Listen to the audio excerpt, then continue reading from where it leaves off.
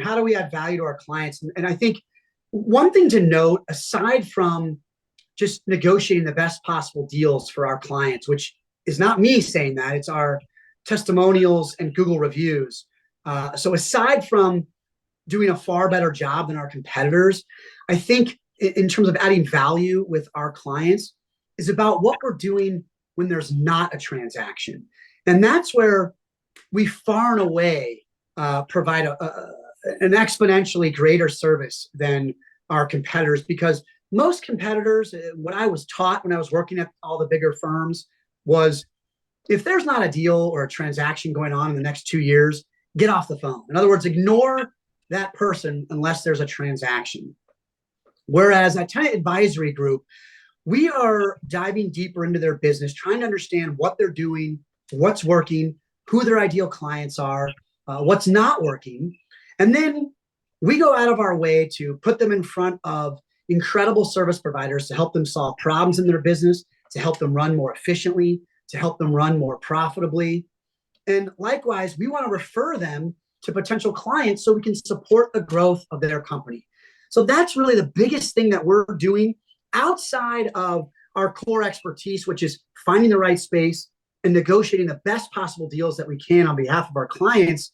It's about that long-term relationship where Tenant Advisory Group is continually adding value to those clients, whether there's a real estate transaction or not. I'll be bringing them to events where they can meet other business owners just like themselves. A lot of times we'll be talking about topics of conversation relevant to running a successful business, like what are best practices for attracting and retaining top talent? How do you build the right culture? How do you define your company's culture? And how do you build it to the culture that you want? How do you get in front of new opportunities? How do you manage risk? Why are DEI initiatives important for growing a successful business? Why are supporting and empowering women important to the growth and success of your business? So it's topics like these that we're discussing and learning about from each other. But it's also about keeping my clients and prospects in mind for when, I serve as a trusted advisor for 1,000 business owners I'm talking to on a regular basis. And I'm not constantly, like my competitors, talking to them only about real estate. I'm talking to them about their business and things that I can do to support the growth of their business, and ways I can help them be more efficient and more profitable, and trying to bring those exceptional professional service providers in front of them, or bring those potential clients in front of them to make their lives easier.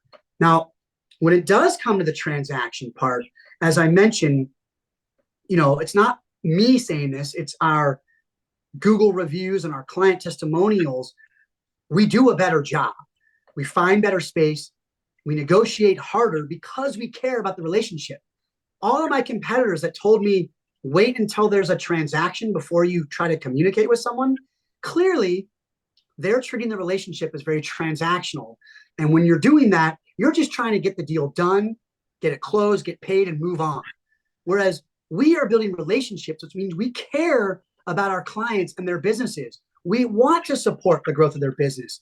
And one great way to support the growth of their business, aside from referring them to potential clients to grow their top line revenue, but it's to reduce their expenses. The more I can reduce the amount they spend on real estate, the more they can reinvest into the growth of their business. And so we take that incredibly seriously. We're not just negotiating a deal to get it done. We are trying to get to a landlord's bottom line every single time. And that involves pushing harder. It involves negotiating more rounds back and forth. It involves, pulling out all the ways we can to build leverage on behalf of our clients. And what that results in at the end of the day is our clients pay less money on their rent. They get more in free rent. They get more in tenant improvement dollars. So at the end of the day, they have a substantial amount of money to reinvest in the growth of their business, which at the end of the day is a win-win for everybody. So in terms of some of our most satisfied clients we've had recently, in all honesty, if you look at our 50 plus Google reviews and our 110 plus client testimonials, that represents well in excess of 2/3 of our clients that we've ever worked with have been incredibly satisfied with the work we've delivered. But let me try to break it down into a typical example, right? I've met these people before. I've referred them business. I've brought them to events where they can meet potential clients. But if they're reaching out cold, typically they're reaching out because we have exponentially more 5-star reviews on Google than any of our competitors. So they reach out and they're just trying to learn about the process. They're learning about what it means to hire the right broker. And, it starts with educating them, just answering their questions, telling them things that they're going to need to be on the lookout for, or watching for. I always have a one-pager that I'll send to them that just says what to expect when you're expecting to move. And that can also be similar for what to expect when you're expecting to renew or expand in place or sublease, whatever the transaction is. It just gives a lot of tips and tricks about what things are going to cost, like how much architectural fees are, how much does a contractor cost, how much is a mover, how much does furniture cost, how much is phone and data cost. So just certain questions that tenants might have, I'll send them that so they can understand what it is. But for us, it's really about diving deep into what their needs are. It's not about us forcing them into to fit inside a particular box, but it's about asking the questions so we can learn as much about their requirements as possible. So from that point, we're going to run a survey to find all the available options that fit their needs. And we're going to send that to the client with some feedback about what we know about the landlords, both positive and negative, what we know about the buildings, both positive and negative, what we know about that marketplace, what the taxes might be, the real estate taxes, whether you're in DuPage or Cook County or, whatever you are across the country. We're going to try and provide a little bit of feedback about which buildings we think might be the best fit given what your parameters are. Then we're going to go on a tour and show them the different properties. And usually, because we're so good about doing our homework and understanding what the client's needs are, and then wanting to streamline the process so as not to waste their time or ours, we're going to funnel it down to some properties that we think are going to be the absolute best possible fits for that individual client. Typically, after our first tour, we have several properties that are going to be a home run, that are going to fit really well. And then it's about negotiating the best possible deal that we can. So we'll draft proposals. Nothing we send to the landlord will go out before it's approved by the clients. So we'll send them the proposals and explain to them what we're asking for and why we think it's an aggressive proposal, and not to expect that we're going to get everything we're asking for, because I would rather ask for the sun, the moon, and the stars up front and then get one or two or maybe all three of them than asking the landlord, send us a proposal. Because now you're not asking for anything, and you're certainly not going to get it unless you ask for it. So I want to ask for everything I possibly can. And once we get it all, then we can move the pieces around to fit what the client needs. For example, we might find a space that's already built out and a perfect specs for the client's needs, but we're still going to ask for a tremendous amount of tenant improvement dollars, because if we don't ask for it, we're not going to get it. And once we do get it, we can then redirect those tenant improvement dollars into lowering the rent and getting more free rent. But if that's not on the table to begin with, the landlord's not going to go ahead and offer you a really low rent and a lot of free rent just because you didn't ask for TI. So our philosophy is ask for everything, and once you get it, then you can move around the puzzle pieces to fit the structure of the deal that's going to best work for that particular client. Then we'll get responses from the landlords. We'll get proposals from them.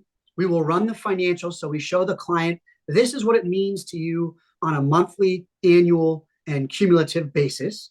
And here's some of the hidden costs that aren't addressed, like phone and data or electricity.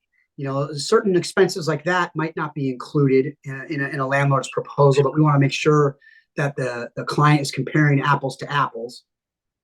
But where we really add our value, if we haven't done it already, and trust me, we've added plenty by this point, but where we're really adding value to our clients is in that negotiation piece. So even if there's a building that a client has no interest in, we might still be using the proposal from that landlord to apply some leverage with the landlord of the property they actually want to be in. And at the end of the day, what I typically share with my clients is that we're going to add value typically in excess of 10 times the amount of the commission that we're going to be receiving. So if we're going to be receiving a commission of $50,000, we're going to be adding approximately $500,000 or more in value to that client's negotiations, whether it's reducing the rent, reducing the escalations, the yearly escalations on the rent, adding more free rent, adding tenant improvement dollars, or reducing the securitization.